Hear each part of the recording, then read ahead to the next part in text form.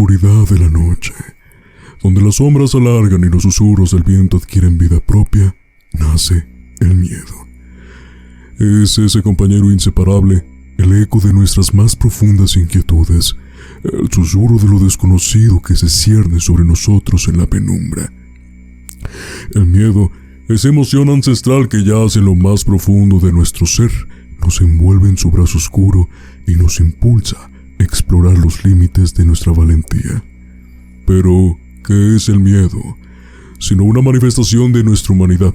Es el eco de nuestros anhelos y temores más íntimos, la chispa que enciende la llama de la imaginación y nos sumerge en un mundo de fantasmas y criaturas de la noche.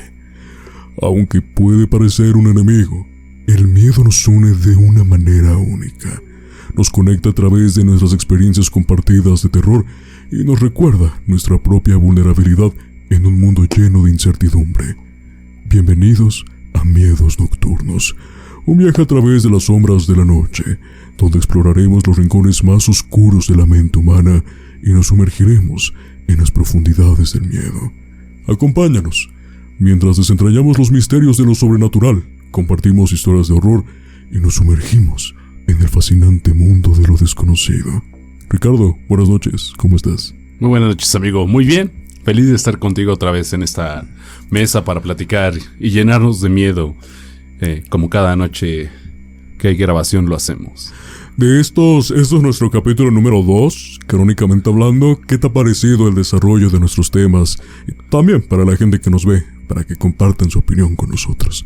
Ha sido fascinante esta introducción al mundo del miedo, de cosas que inclusive hasta para un servidor son desconocidas, y cada vez tengo más hambre de conocer muchas historias nuevas y capítulos que no conozco de esta historia humana que nos rodea a diario y que también gente como nosotros no las conocía hasta que entran a este maravilloso podcast a vernos o escucharnos. Es una alegría inmensa poder conocer cosas que, a pesar de que te puedan sacar un poco de onda, son fascinantes de conocer. Lo mejor de todo es que tanto tú como yo, siempre que ya sea escuchar o leer uno de estos temas, nunca sabemos con qué nos vamos a encontrar. Hay temas tal vez que son tan perturbadores, pero fascinantes, que nos hacen estar en el mundo de lo desconocido, como es en Miedos Nocturnos. Ricardo, para el tema del día de hoy es un tema que tal vez sea un poco complicado de tocar, pero de igual manera muy oscuro al parecer.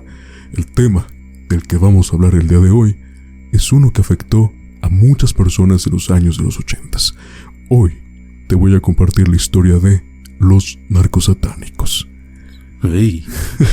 Pregunta antes de empezar, como siempre se ha hecho, ¿qué has escuchado de esta historia? ¿Cómo te has enterado tal vez? ¿O cómo es que llegó a ti? Bueno, en primera instancia yo creo que lo hemos escuchado en años anteriores, inclusive en otros podcasts, en otros canales que claro, lo han tocado de manera ya extensa o resumida. Pero yo creo que no es un tema, digamos, vamos a tocar como que la punta del iceberg, porque como bien sabemos, este tipo de organizaciones no solamente se dedican a acabar con gente de otros bandos, sino también practican otro tipo de doctrinas, brujería y cuestiones que nosotros desconocemos por completo, ¿no? Entonces, no estoy tan empapado del tema, pero el poco conocimiento que tengo sí me pone a temblar un poco las piernas de no meterme con ellos para nada. Y sobre todo porque no es una historia ficticia, vaya. Exacto. Es algo que, como te lo comentaba hace rato, son historias que tal vez no nos tocaron estar ni en una generación, o tal vez vivirlo sobre las noticias en su época, pero que sí pasó en esta vida única que tenemos, así que lo hace aún más perturbador, porque estamos en la misma línea histórica en la que ocurrió. Entonces, no, y aparte, también tomar en cuenta que son personas que ganan un poder, a lo mejor dentro del anonimato, porque no son personas tan conocidas en apogeo visualmente para la gente, pero tienen un poder increíble dentro de la gente que sí es influenciable, ¿no? O sea, que puede influenciar a los demás. Artistas, famosos, cantantes, o sea, todo lo que nos podemos imaginar. Si llega a pasar inclusive con religiones que tienen fondos de sectas, no quiero pensar lo que puede pasar con los narcos satánicos. Pues hoy te vas a enterar de todo lo que hizo esta secta. Así que, sin más preámbulos, comencemos. El llamado culto de los narcos satánicos estuvo involucrado en decenas de asesinatos y sacrificios humanos en la ciudad de Matamoros y Ciudad de México. Pero su caso más famoso fue el del brutal crimen de Mark Kilroy, un estudiante estadounidense víctima del culto en el año de 1989. Pero antes de ver los hechos, hablemos un poco de los orígenes de este grupo, empezando por su líder, Adolfo de Jesús Constanzo. Chinga, yo pensé que el nazi. No. Okay. O sea, nacido en Miami, Estados Unidos, era hijo de una cubana inmigrante llamada Delia Aurora González, una sacerdotista de la religión Palo Mayombe. Para las personas que tal vez no tengan mucha información sobre la religión Palo Mayombe, también vamos a profundizar para que también estén en sintonía con nosotros, y también porque los datos que les voy a mencionar van a servir más adelante y cómo fue que esto catapultó el reconocimiento de Adolfo de Jesús Constanzo dentro de los narcos satánicos y fuera de ellos. Ok, perfecto. El Palo Mayombe, también conocido simplemente como Palo, es una religión afroamericana que tiene sus raíces en la región del Congo y se desarrolló principalmente en Cuba. Para intentar hacer un resumen de este tema, el Palo Mayombe se deriva de la religión Congo, originaria de la etnia homónima en África Central. Los esclavos de la cuenca del Congo fueron llevados a Cuba, donde desarrollaron esta práctica. La religión de Palo surgió a partir de unas creencias llamadas Bantú, traída, repito, por esclavos africanos que llegaron a Cuba y después mezclaron sus creencias, dioses y rituales con los católicos que se les habían impuesto, y así crearon la santería. Dentro de la santería hay una rama que tiene la reputación de ser la magia negra más peligrosa y temida, el Palo Mayombe. Aquí es donde debemos de prestar atención, ya que el siguiente dato nos será útil más adelante, y posiblemente cuenta como spoiler de hacia dónde va este tema. Dentro de las prácticas de esta religión, escucha Ricardo, tiene una llamada prenda. La pregunta es, ¿en qué consiste? Exactamente. Pues verás, utilizan un caldero de hierro en el que se introducen huesos humanos, ¿qué? Palos y otros objetos. O sea, me estás hablando de huesos. Huesos humanos. O sea, sí, costillas, todo lo que conlleve tu cuerpo dentro de esa carne que traes cargando. O sea, es como las religiones de África. Bueno, no las religiones, las tribus de África que comen carne humana. Algunas sí, por ejemplo. Pero solamente sin preparar, ¿no? Exactamente, pero en este caso pues nada más son pues los huesos humanos, pero tiene una finalidad. O sea, pero ¿como qué? ¿Fin de brujería? Exactamente. Ay. Se cree que está habitado por el espíritu de un difunto y que se convierten en esclavos del practicante, o sea, denominado palero. Para eso utilizan, para poder conectar con un espíritu que les va a ayudar a hacer todo lo que ellos pidan. O sea, es como lo platicamos con el exorcista. Más o menos por ahí va. Ajá, que es como tú te hueles de forma, ¿cómo decirlo? Por propia convicción, ¿no? Sí, por propia convicción, pero en este caso no te vas a dejar poseer. Nada más tienes la ayuda de un espíritu que está a tu mando. O sea, tú lo puedes manipular. Exactamente. Es la diferencia. Es la diferencia. Okay. Pero esta manipulación de lo que tú quieres tener conlleva un poder ilimitado, y este poder ilimitado tiene que tener ciertos sacrificios en el territorio humano. En este caso, pues, los huesos humanos. ¿De dónde vas a sacar huesos humanos? Pues necesitas sacarlos de un cementerio, ¿no? ¿Y qué tal si no? Pues de alguien vivo. Ahí es donde entra el tema de la magia negra y el Palo Mayombe. Ok. Ese espíritu se llama el Ganga, y el palero le ordena al Ganga cumplir sus órdenes, ya sea para curar o causar daño. Ok. Eso es nada más en globalizarlo, porque también puede ser varias cosas. Algunas personas pueden pedir rejuvenecimiento, buena suerte, o de plano sí tirarle mal rollo a alguien. O sea, lo puedes ocupar tanto para el bien como para el mal, ¿no? Exactamente. Pero por algo es magia negra. Sí, claro, ¿no? También entonces, tienes un beneficio de hacer buenas cosas también, ¿no? Exacto, es algo muy poderoso. Por eso el palo mayombe dentro de la santería es muy temido. Ok, perfecto. El palo mayombe se practica principalmente en el oriente de Cuba, aunque también se encuentra en toda la isla y se ha extendido al extranjero, incluyendo Venezuela, Colombia y Estados Unidos. Muchos paleros y paleras también practican otra religión afro-cubana, que es la santería. En resumen, el palo mayombe es una religión que venera a los ancestros, se conecta con la naturaleza y canaliza energías espirituales para resolver asuntos diversos.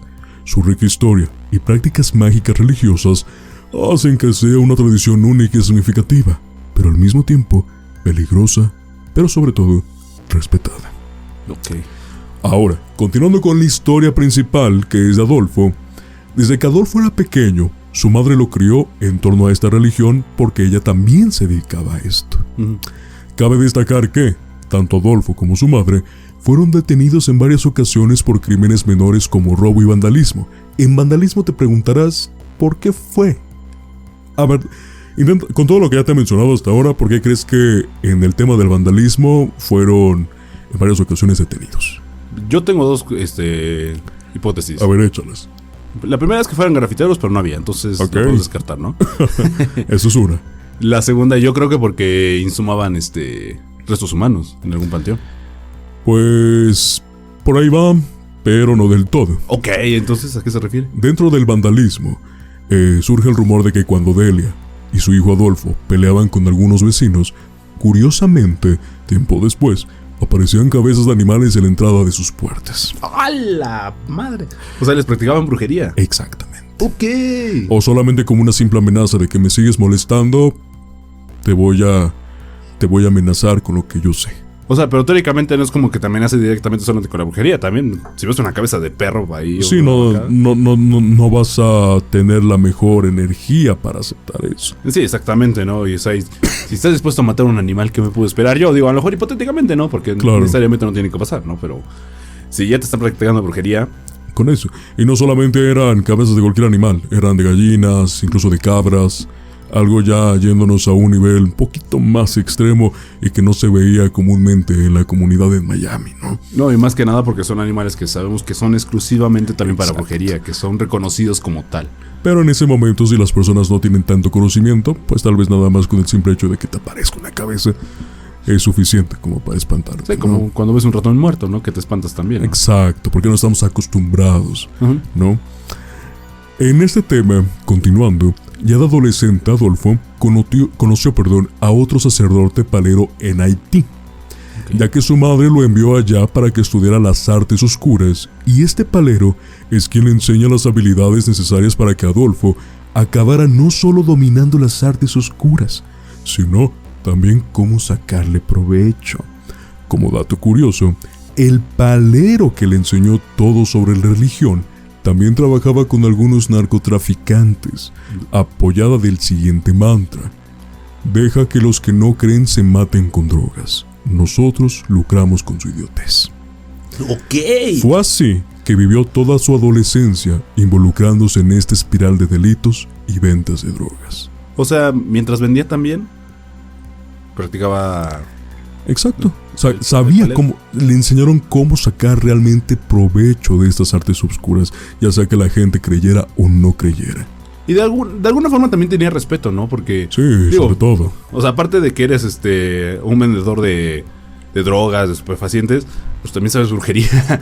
O sea, y sabes que es alguien poderoso. Digo, también supersticiosamente, ¿no? Y fíjate que en el tema de Latinoamérica, también por nuestras raíces tendemos mucho a creer en todo lo mágico, en todo este tipo de artes, ¿sabes? Sí, creo que el tema de que alguien simplemente se pare frente a ti y te diga, yo te leo las cartas del tarot, seas o no creyente, va a causar algo en tu interior, porque es parte de nuestra cultura, es nuestra parte de la cultura de creer en algo. No, y aparte porque sí te mueven las energías internamente. Exactamente. Entonces, pues yo creo que en este caso, pues es muy fácil poder creerle a alguien como Adolfo, ¿no? Que aparte de tener los conocimientos de la brujería, del palo mayombe o de la santería, pues también sabía cómo manejar negocios. Entonces, es que imagínate, es un emprendedor que aparte te puede hacer daño Y aparte te puede manipular, porque pues ya tienes habilidad. O sea, lógicamente al tener poder, va a tener habilidad de manipularte, quieras o no. Y entonces lo va aprendiendo con el paso de los años. Imagínate todo lo que tenía en su poder Adolfo en ese momento y solamente era un adolescente. Imagínate. Todo lo que tenía a su favor en ese momento. Y es que imagínate también con toda una vida por delante, por decirlo así. Exacto. Y poder adquirir más conocimiento. O sea, aparte siendo un adolescente y aprendes prácticas, no vayamos malas o buenas, pero sí prácticas y las vas perfeccionando con el paso del tiempo. Cuando llegas a tu vida adulta, te vuelves en un, pues no en un dios, pero sí en una persona con mucha influencia, con mucho poder dentro de cualquier otra persona, ¿no? Y ese tema lo vamos a tocar más adelante porque no sabes cómo influyó aquí en México. Antes de empezar los negocios más fuertes en el tema de los narcos satánicos. Referente a lo de Pablo Mayombe, su madre siempre creyó que Constanzo tenía habilidades psíquicas, ya que supuestamente predijo el intento de asesinato del entonces presidente de los Estados Unidos, Ronald Reagan, en el año de 1981. O sea, no solamente la preparación, al parecer sí tenía algo Adolfo. O sea, ya tenía un don. Tenía un don de nacimiento, supuestamente, en lo que platica su mamá. Entonces, eso fue lo que la motivó a ella a que él estudiara las artes oscuras, de que realmente se dedicara a fondo a esto, porque ella creía que realmente Adolfo tenía un don. No, pero es que imagínate, o sea, vamos a verlo. Si tú tuvieras, no sé, el don de ser un buen nadador, ¿no? A los 14 años, 13 años, ¿no? Entonces tu mamá, pues mejor te impulsó esa carrera, ¿no? Exacto, sé que eres bueno, te apasiona, te gusta, no eres obligado. Adelante, te ayudo, ¿no? Y a mí también me gusta, aparte, ¿no? Exacto. Entonces, digo, qué chingón, ¿no? Por un lado. Qué buena mamá, ¿no? Sí, sobre todo, o sea que te hagan lo que quieran. La señora de él era una muy buena mamá con Adolfo, lo impulsó a tener más conocimiento y que ese conocimiento estuviera a su favor para su vida, ¿no? Pero ahora imagínate que supiera después todo lo que pasó, cara. Bueno, eso ya es otro tema, ¿no? No, pues sí, pero imagínate, o sea, decir, todo lo que hizo, mejor no lo hubiera enseñado ni madres, cabrón. O sea, digo, es una buena madre, güey. Como buena madre, no hubiera querido que pasara esto, ¿no? Claro. Vamos a tener un reconocimiento, ¿no? Pero dentro de otro contexto, ¿no? Yo creo que a lo mejor aquí el punto de quiebre que encontramos es que se ha ido a Haití. Sí, su mamá, pues lo mandó, ¿no? Entonces, veo que tienes un potencial enorme que tal vez yo no tuve y tú me puedes superar. Te voy a ayudar en todo lo que se pueda para que seas mejor que yo, para que seas mejor que ellos. Eso es lo que te puede dar un impulso. O sea, y si le sumas que ya el chico ya venía, bueno, en ese momento chico, claro, ya entendía que sí podía hacer algo grande. Ahora imagínate sumado al conocimiento que le da alguien más, que ya está viejo, pero que sabe cómo manejar las masas. Pero quiero hacer quiero hacer un paréntesis, porque quizás la santería, la magia negra, leer el tarot, lo que se dedicaba a su madre, sí tenía un ingreso económico bueno, pero tal vez no tan fuerte. La pregunta aquí es, ¿cómo es que envió a su hijo a Haití? Sí, yo tengo esa pregunta. ¿Por qué? Porque cuando llegaron a Estados Unidos, Adolfo tuvo un padrastro que lamentablemente murió, pero que tenía buena herencia económica. Entonces eso fue como que un apoyo para ellos, ¿no? Para poder vivir plenamente. Sin embargo, repito, al ver este potencial, pues obviamente un viaje a Haití hizo muchas cosas para Adolfo, para adquirir mayor conocimiento. Continuando con la historia, a principios del año de 1984, Adolfo llega a México y comienza a subsistir como lector de cartas de tarot. Rápidamente, debido a su carisma y supuestos poderes, se hace famoso en la ciudad. Así, conoció en Ciudad de México a 3 hombres que serán también importantes más adelante: Omar Oria, Jorge Montes y Martín Quintana, a quienes reclutó para que se desempeñaran como sus sirvientes, amantes y discípulos. O sea, ¿hacían tríos? Posiblemente. Con guitarra y todo. No, en serio, pero sí. Porque yo no entiendo esto. ¿Por qué siempre que hablamos de un tema de este tipo, tus compinches, o sea, y puede ser mujer, puede ser hombre, termina siendo también parte de tu inclusión sexual? O sea, yo no acabo de comprender por qué. Yo creo que dentro de toda esta magia a veces vemos que el género no importa mucho, eso es cierto, pero que la sexualidad es muy importante, sea con quien sea. Y aparte pues ya ha tenido como algo en común, ¿no? Exacto, entonces yo creo que también eso sirve para adquirir energía, tal vez. Es energía sexual al final del día, pero es energía. Sí, pero igual así no termina de doler. Bueno, por eso no te puedes sentar en semanas. Durante los siguientes años, poco a poco fue ganando notoriedad por su labor como sanador, medium y clarividente, hasta convertirse en una figura muy importante. Llegó al punto de que personas de la clase alta de Ciudad de México, como políticos, famosos, artistas, personas que estuvieran en el mundo de la farándula, la élite poderosa y los altos mandos de Tamaulipas sobre todo, entre ellos narcotraficantes, lo comenzaron a valorar como un tipo de líder espiritual.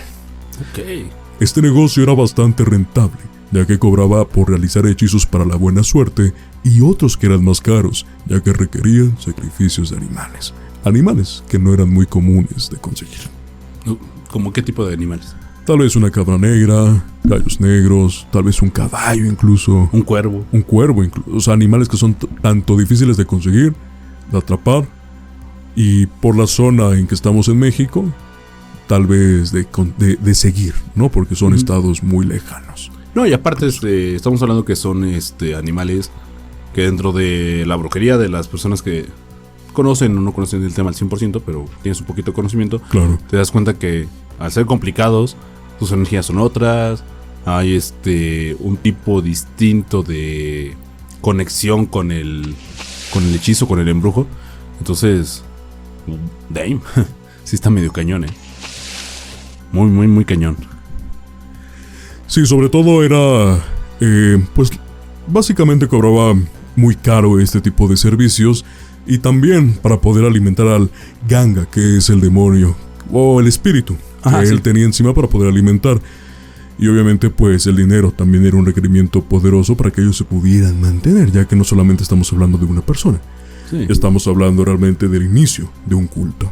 Ya apenas eran 4, ¿no? Exactamente, punto, ¿no? Ahora imagina lo que se va a poner peor más adelante. Entonces, este tema va empeorando cada vez que avanzamos. Ok. Sin embargo, Adolfo y su grupo quiso ir más allá. Fue entonces que comenzaron a asaltar cementerios en busca de huesos humanos para su caldero. Pero pronto esta idea se volvería aún más retorcida, ya que el culto respaldaba la idea de que los espíritus de los muertos serían más poderosos si se utilizaban sacrificios humanos y no cadáveres viejos. Aquí es donde ya empieza ya lo fuerte, donde qué tal si al Ganga le damos algo recién vivo. Sí, en lugar de que vayamos a un cementerio a sacar huesos viejos, mejor te damos unos frescos, ¿no? Exacto. Hasta con carnita y sangre y todo. Todo. Una enterrada hace horas casi, claro. ¿Sabes? Fue así que iniciaron una serie de asesinatos y en menos de un mes ya tenían en su lista más de 20 víctimas. ¿Qué? Sí, menos de un mes. O sea, estamos hablando de que los asesinos seriales son muy... Pues están muy cabrones. Pero estos güeyes les ganan por completo en un mes. Quieras o no, los asesinos seriales solamente son una persona. Sí, pero o sea, aquí estamos hablando de 4, ok. Pero, digo, no estoy tratando de justificar al asesino serial porque de todas formas está loco de la cabeza, está retorcido. Claro. Pero imagínate matar a 20 personas en un mes y solamente por un ritual. Digo, los asesinos seriales lo hacen por hobby, pedos mentales, traumas. Muchas cosas que hay de por medio. Pero... y aparte porque es un negocio lucrativo para ti.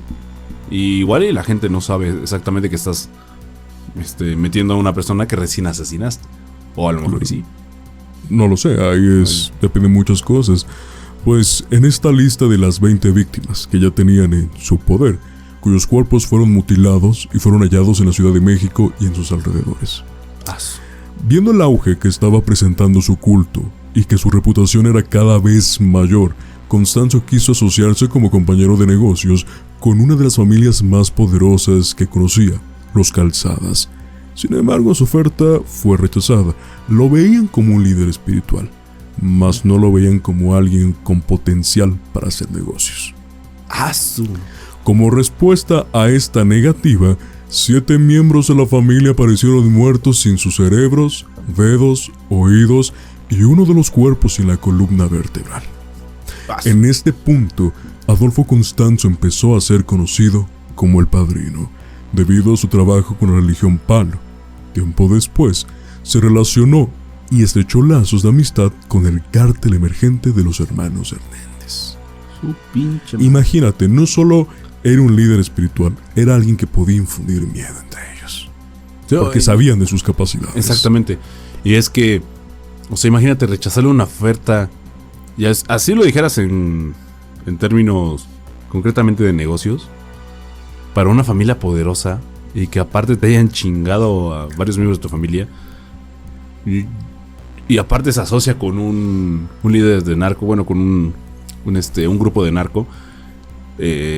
O sea, ¿qué tanto poder podía tener esta persona sobre los demás? O sea, aparte, para que el propio narco haya aceptado, ¿qué tanto pudo haber influenciado en ellos, no?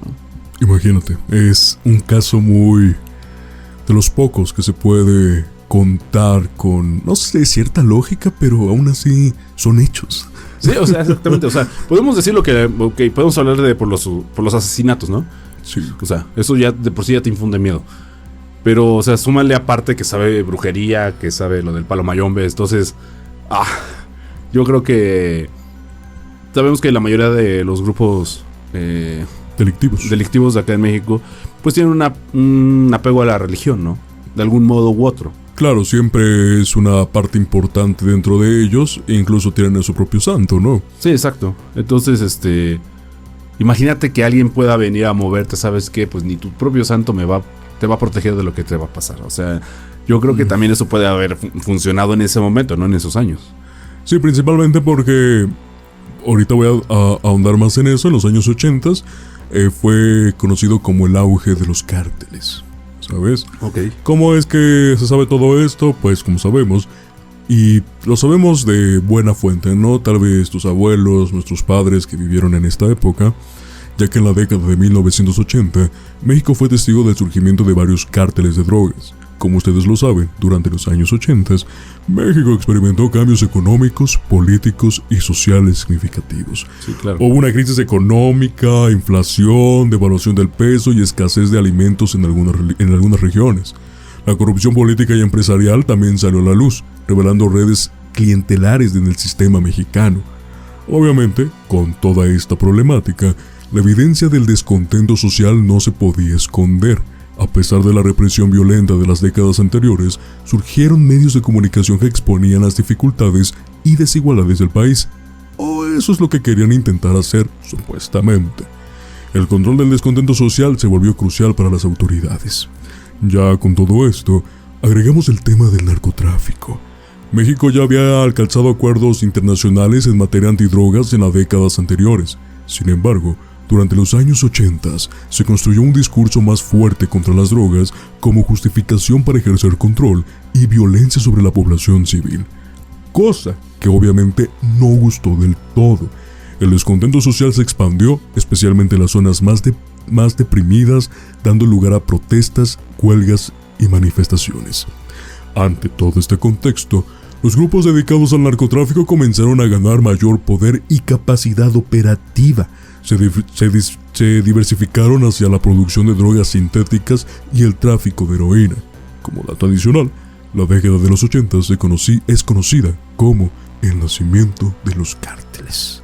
Entonces, es una problemática que ya México había implementado, ¿no? Entonces, nada más era cuestión de que explotara. Estaba como empezando a constituir, ¿no? Como que apenas estaba en su... Sí estaba surgiendo, ya estaba haciendo un problema social, pero vino con un impulso mayor, ¿no? Aparte, hay que ser honestos, el crecimiento de los cárteles fue increíblemente rápido. Muy rápido, sí. Muy rápido, no solamente en México, ya de manera internacional, principalmente en Latinoamérica. Sí, no, y estamos hablando de que fue tanto en Colombia, México y Centroamérica. Ahora imagínate con todo este poder, ¿quién no quería estar dentro? ¿No? Sí, claro, o sea, y aparte estamos hablando que era con otros tintes en ese momento, porque tenían no estamos hablando como la mafia italiana, pero sí había ciertos códigos también que ellos respetaban, ¿no? Exacto, este tipo de datos los pueden encontrar ustedes en línea, o si son más de series, hay muchísimas series que tocan esos temas, y ahí es donde se puede representar lo que tú mencionas, ¿no? O sea, no es tal vez un poquito 100% cierto. Obviamente algunas narrativas creativas que se toman, decisiones creativas, pero pues las historias ahí están y los códigos también. Retomando la historia principal del día de hoy, para el año de 1987, Constanzo reclutó a una joven llamada Sara Aldrete, quien se convertiría en la alta sacerdotisa del culto y que también el padrino de Tamaulipas designó como la segunda al mando para dirigir a los seguidores cuando él se encontrara traficando marihuana en la frontera. Pronto, Sara, conocida después como la madrina, se convirtió también en la principal reclutadora de nuevos integrantes y sobre todo también era cinéfila. Ok, como tú. Es como yo, exacto, pero yo no tengo un culto. Esa es la diferencia. Sí, claro. ¿Por qué te estoy diciendo esto de que era cinéfila? Bueno, que es cinéfila, ya que curiosamente utilizaba siempre la película The Believers, un thriller en el cual un culto de la ciudad de Nueva York realizaba sacrificios humanos para ganar dinero e influencias. Esto tenía como finalidad que de manera obligatoria los recién llegados al culto vieran la película cientos de veces como forma de adoctrinamiento y también para acostumbrarlos al ideal del sacrificio humano. Un adoctrinamiento que no es tan raro de ver y referenciar como en La Naranja Mecánica de Stanley Kubrick. Ok. En el año de 1988, los narcosatánicos se mudaron al rancho Santa Elena, ubicado en la mitad del desierto de Matamoros. Este rancho sirvió como almacén para sus cargamentos de marihuana y cocaína, pero también sería aquí donde comenzaron a ejecutar asesinatos que incluían rituales más sádicos y sangrientos, donde mayormente las víctimas eran extraños o miembros de cárteles rivales. El bizarro desarrollo de El Padrino poco a poco alcanzó un punto en el que decidió que el culto necesitaba el cerebro de un estudiante estadounidense, ya que creía que sus hechizos eran los responsables del éxito que tenían varios cárteles y organizaciones criminales a los cuales les ofrecía sus servicios. El 13 de marzo de 1988, esta macabra idea que tuvo El Padrino cobró vida, ya que ese día los secuaces de Constanzo secuestraron a un estudiante americano de 21 años que se encontraba en sus vacaciones de Spring Break llamado Mark Kilroy, en las afueras de un bar de Matamoros, Tamaulipas, y lo llevaron al rancho. La pregunta aquí es, ¿por qué tener un rancho? Primero, ¿dónde ibas a enterrar, no? A enterrarlos, y en segundo, ¿cómo ibas a ocultar el olor de tanto cadáver? Sí, lógicamente un espacio más grande, pues, es más fácil, ¿no? Y alejado de toda comunidad. Sí. En medio de la nada, básicamente, ¿no? Sí, no es como que tengas el rancho y tengas mucha gente siempre cerca. Ahora, aparte, sabes que dentro de un punto colectivo de ranchos, todos los olores se empiezan a mezclar. Sí, entre animales, olores naturales, incluso excremento, ¿no? Y a pesar de que el olor del cuerpo humano en putrefacción es increíblemente poderoso, escandaloso, llamaría yo. Pues hay muchos olores, ¿no? De por medio y dices, es normal. ¿Ah? Una vaca muerta. Y sobre todo, alejados de la sociedad, ¿quién te iba a buscar hasta allá, no? Sí, exactamente. Entonces, pues, eso es pues el argumento principal del por qué un rancho y hasta dónde estaba. Durante esa noche, el joven fue torturado y violado hasta que finalmente fue ejecutado por el mismísimo Adolfo Constanzo, de una forma bastante cruel. Kilroy recibió un machetazo en la parte trasera de su cuello mientras intentaba escapar. Yo entiendo también que lo tuvieran que capturar. Digo, a final de cuentas era la creencia de... Sí, era la idea principal que tenía, ¿no? Sobre los poderes para el ganga. Pero qué fue que lo hayan violado, güey. Sí, fue un juguete en esa parte de la tortura antes de que... Lo podías hacer de forma limpia, vaya, ¿no? Sí, claro, ¿no? Pero o sea que... Digo, yo no lo veo descabellado porque al final de cuentas no deja de ser lo que fue. Pero sí que feo, ¿no? O sea, digo, yo lo siento por el pobre estudiante que... Aparte de que te asesinaron, te violaron, cabrón. Sí, supongo que van las creencias de estos... de estas personas, ¿no? Ajá, claro, ¿no? A lo mejor pudo haber sido alguna forma de conectar más directamente con el estudiante que matan, pero también puede ser, no sé, el poder del ganga, o sea, A lo mejor justificándolo, ¿no? Claro, hay muchas cosas de por medio que no está tan claras el por qué lo hacían. Ajá, exactamente. Pero lo hacían. O simplemente le gustaba meter el pito en cualquier lado, ¿no? También es otra opción. Porque, poniéndote un ejemplo de esto, en algún momento uno de los clientes de Adolfo pidió, pues, juventud. Y necesitaban... ¿Qué necesitabas para hacer ese tipo de hechizos, ese tipo de rituales? Pues a un niño. Claro, ¿no? A un niño lo habrían secuestrado. Sin embargo, al llorar a punto de ser asesinado, Adolfo dijo, ya no me sirve. Aunque ya tuvo algún punto de remordimiento. Por ejemplo. Sin embargo, agarró a otro niño de la calle. Cuando no lloró, lo quebró. Así de rápido, ¿no? Para lo que necesitaba. Continuando con la historia de Kilroy, luego de morir, le quitaron su cerebro y lo hirvieron en una olla. Le insertaron un cable en su columna para jalar los huesos una vez que su cuerpo estuviera descompuesto. Le amputaron las piernas hasta sus rodillas y lo sepultaron en el rancho junto con todos los que habían sido asesinados antes que él. O sea, imagínate, todavía su muerte y su trato fue cruel, y todavía después el cuerpo, aún el trato fue peor. Sí, porque tienen una fosa común, ¿no? Al final Exacto, pero todo lo que le hicieron, imagínate, le quitaron el cerebro, lo hirvieron en una olla, le insertaron un cable en su columna para jalar los huesos una vez que su cuerpo estuviera descompuesto, le apuntaron las piernas hasta sus rodillas y lo sepultaron en el rancho. Bueno, al menos no se lo comieron. ¿Quién sabe? Es lo que no sabemos. Oye, sí. O sea, hay algunos datos que tal vez estén libres, ¿sabes? Sí, a lo mejor cosas que no hayan redactado, no hayan comentado también en el momento de describir los asesinatos. En efecto. Okay. Pero por otro lado también el Palo Mayombe en algún momento puede ser que dentro de las creencias, o no solamente de la religión, sino que ya dentro del culto de los narcosatánicos, fuera algo en lo que no creían, ¿no? En el canibalismo tal vez. Sí, claro, no tenía sus limitantes, ¿no? Exacto, incluso. Aquí la pregunta es, ¿dónde están las autoridades después de todas las atrocidades que hemos comentado hasta ahora mismo? Ya que en este punto Estados Unidos podía entrar en acción, ya que se trataba de un ciudadano americano. Sí, claro. La búsqueda de Mark Kilroy comenzó como cualquier rutina de personas desaparecidas. No obstante, su caso rápidamente cobró importancia y atención en los Estados Unidos porque su tío trabajaba en la Oficina de Aduanas y Protección Fronteriza. Okay. Con la presión del gobierno estadounidense, las autoridades mexicanas instalaron un punto de inspección en la carretera Federal 2, que conecta Matamoros con Reynosa. Ahí fueron detenidos Serafín Hernández y otros hombres responsables del secuestro de Kilroy por ir a exceso de velocidad y luego ser arrestados por posesión de marihuana. Ellos fueron los encargados de guiar a la policía al rancho Santa Elena para enseñar dónde habían sido enterrados los restos humanos de las víctimas del culto. Además, fueron obligados a desenterrar los cuerpos por horas y tras la excavación lograron exhumar 15 cadáveres mutilados, incluyendo el de Mark Kilroy.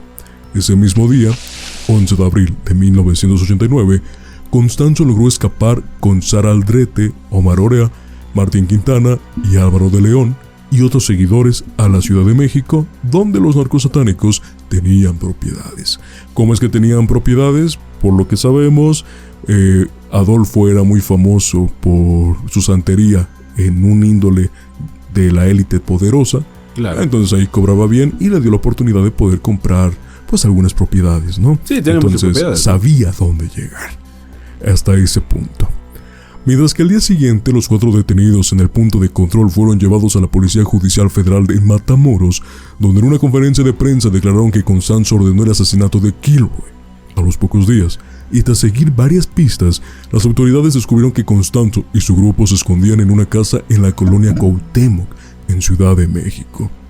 Pero no fue hasta el 6 de mayo de 1989 que la policía intentó ya allanar la propiedad, pero de repente comenzó un tiroteo iniciado por Adolfo Constanzo desde la ventana de la casa. Casi una hora después, y con escasa munición, Constanzo le ordenó a Álvaro de León que lo asesinara a él.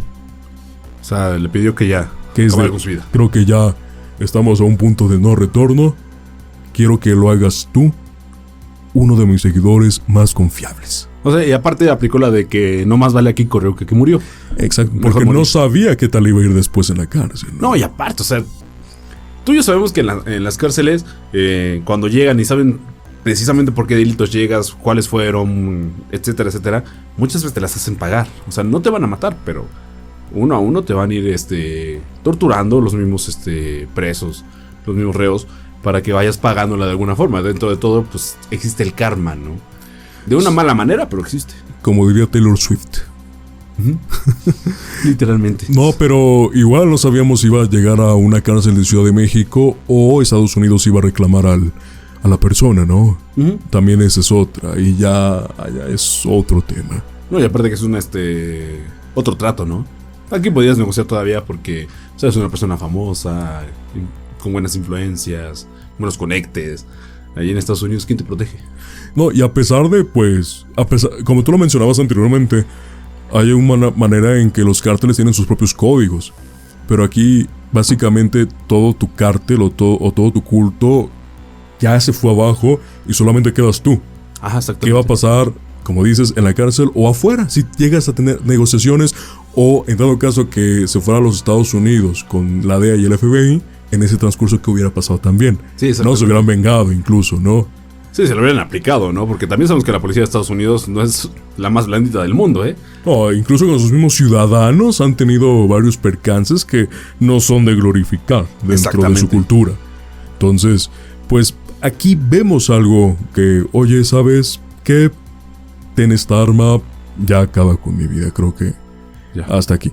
Obviamente, supongo que en algún momento es de, no, ¿cómo lo puedo hacer?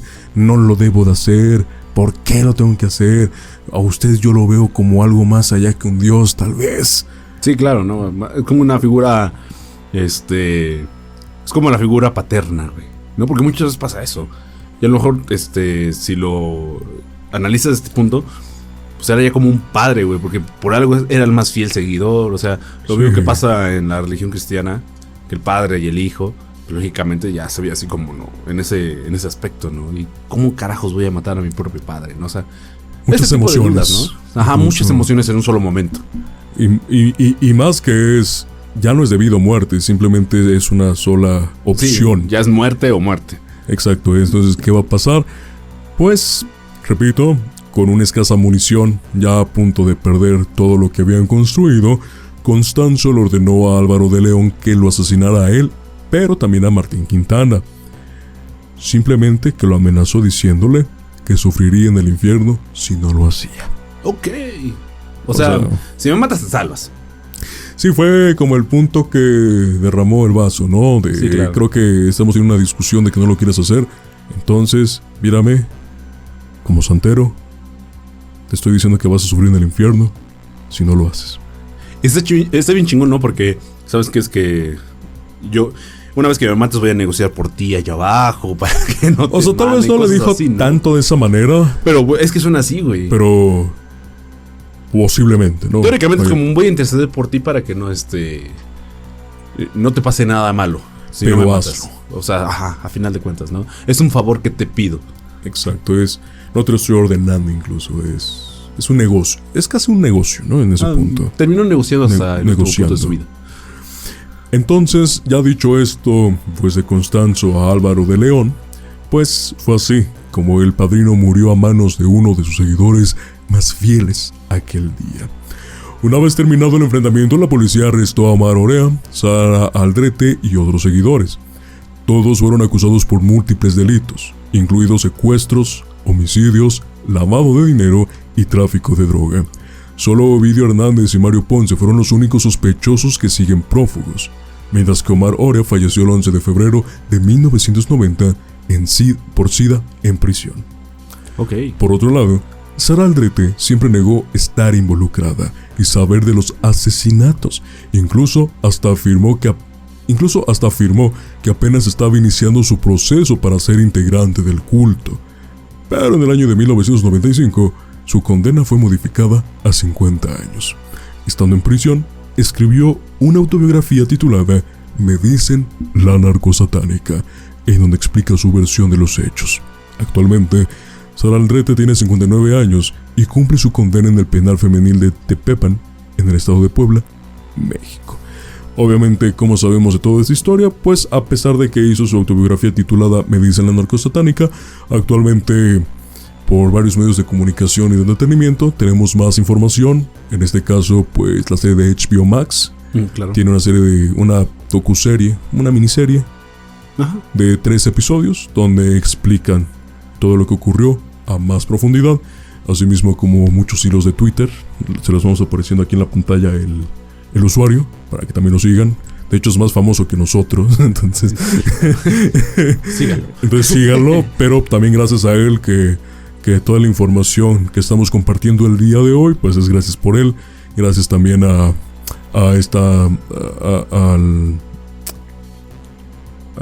la serie. Y también a Leyendas Legendarias y su libro, que también fue de muy buena ayuda para poder complementar toda esta información.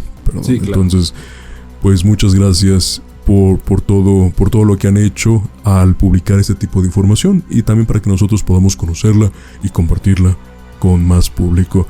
Ricardo, ¿qué tal te pareció la historia de los narcosatánicos? A mí me sorprende lo que puede hacer una sola figura humana contra otras mentes. O sea, lo que se puede inyectar en tu mente teniendo buena labia, teniendo buena negociación y sobre todo teniendo carisma, ¿no? Digo, dentro de todo no puedes negar que para que alguien te siga y pueda hacer ese tipo de cosas, pues debes tener una conexión con la gente, ¿no? O sea, no solamente hacerlo por hacer, ¿no? No es una orden, a final de cuentas, ¿no? Te estoy convenciendo de que es lo mejor, ¿no? Y pues lógicamente también entra este jueguito de las creencias, las energías, la brujería, el narco mismo, ¿no? Entonces, me parece increíble lo que puede hacer una sola persona con tal de darle bienestar, por decirlo así, a otras, y sobre todo que se haya podido proyectar con personas de alta influencia, de tanto embalaje dentro de México, ¿no? Con tanto poder, con tanto conocimiento del medio, que te puede, o sea, tú sabes que si enganchas a uno, ese uno te puede enganchar con otros 3 y se vuelve una cadenita. Entonces, se me hace increíble, pero también se me hace atónito cómo puede llegar la atrocidad humana por una sola creencia a hacer este tipo de atrocidades. Es que también se trata ya de una leyenda en cierto punto. Sí. Podemos comentarlo en la imagen que ya tiene Adolfo dentro de esta cultura y cómo es que en tan poco tiempo pudo lograr todo lo que construyó. Que por lo ende también fue rápido la forma en que cayó, pero esos años buenos en que el culto estuvo presente, nadie se los va a quitar. Sí, exacto, ¿no? Y hubiera pasado, ¿no? Yo siento que también hay un punto muy fuerte aquí, que aprovechó el punto de impulso que tuvo los cárteles. También, esa es otra. Porque se aprovechó muy, muy bien de eso. O sea, aparte de que ya estaba muy bien posicionado con la farándula o con gente poderosa políticamente hablando, al inyectarse con el grupo de algún cártel, lógicamente eso sube. Y sube como la espuma porque estás en un punto de proyección muy fuerte. Entonces, en algún punto lo platicaba con algún amigo, que siempre que agarras una ola y la sabes montar, tú subes con ella. Y lógicamente la aprovecho eso. Y lo que más impulsó, ¿no? Que su padrino, su tutor, también ya tenía ciertas conexiones y le enseñó cómo poder no solo aprovecharse de el conocimiento, sino también de los negocios dentro de ese mundo, ¿no? Entonces ya tenía cierto conocimiento en la adolescencia y solo en algún momento era cuestión de esperar y de trabajar para que un momento llegara así. Y además, no solamente aprovecharlo, sino que también cómo pudo amenazar a la gente. Exacto. Porque aquí es de, ¿tú qué, güey? ¿Qué vas a saber de esto? Ah, me estás retando. Ah, exacto. Tus personas que acaban de morir, puede ser tú el siguiente. Todo tu cártel puede terminar en este momento, por mí. Entonces ese nivel también de, no sé cómo llamarlo, ese nivel de miedo tal vez. Yo digo que de miedo, de provocación, de ser influenciable. No, mejor dicho, de poder influir en la gente, ¿no? Claro. O sea, y es que lo que te voy a repetir, O sea, como tú tienes conocimiento, tómale en cuenta que tienes un buen maestro que te termina de enseñar algo que ya te estaban inculcando. No estás aprendiendo algo nuevo, o sea, estás terminando de aprenderlo. Y que aparte ese que te enseña, te da las herramientas para que puedas negociar con gente poderosa, sea peligrosa o no sea peligrosa.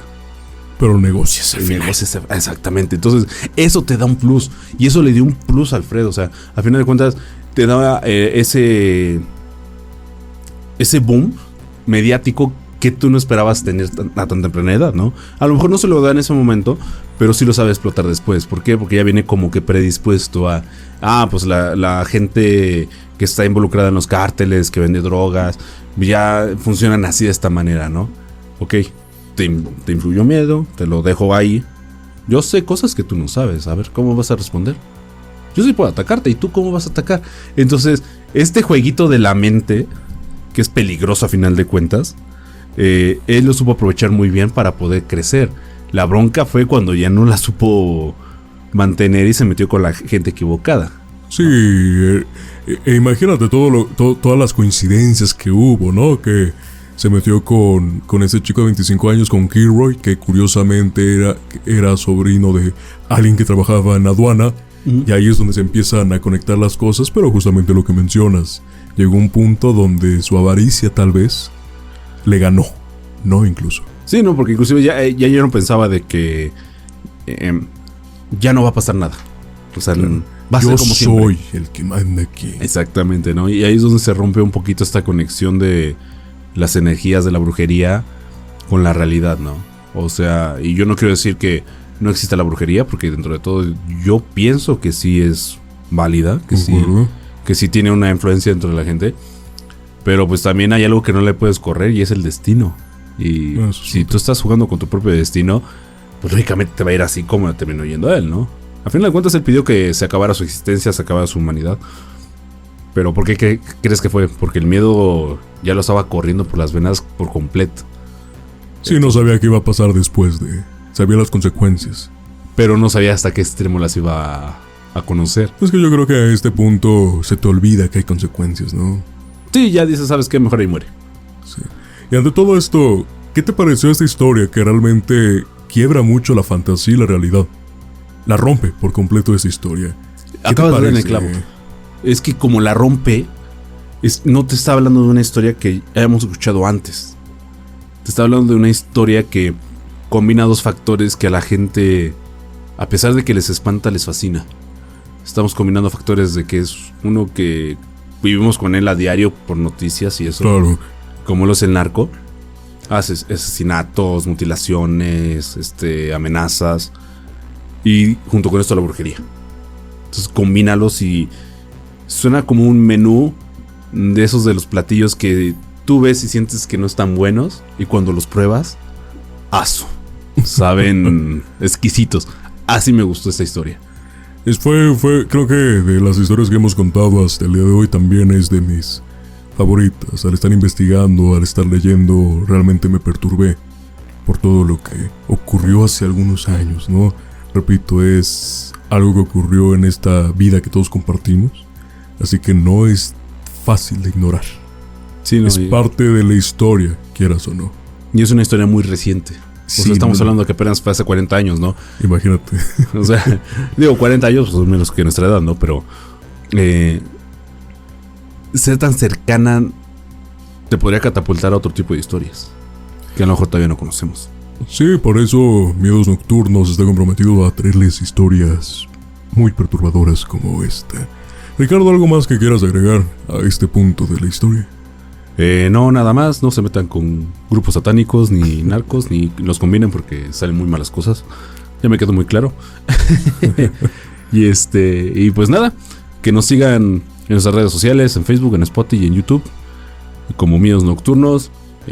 Y también si nos pueden seguir a nosotros, yo aparezco como Ricardo Alex, para que la gente sepa. Igual aquí dejamos nuestras redes, como ya saben. Sí, nuestras redes sociales. También otra cosa para poder agregar es que síganos en Spotify. De hecho, ustedes cuando entran en la aplicación de Spotify por celular, tiene un apartado para calificarlo. Ahí pónganle 5 estrellas si les gustó. Pongan la calificación que ustedes piensen que merece este podcast. Así que este podcast es hecho para todos ustedes.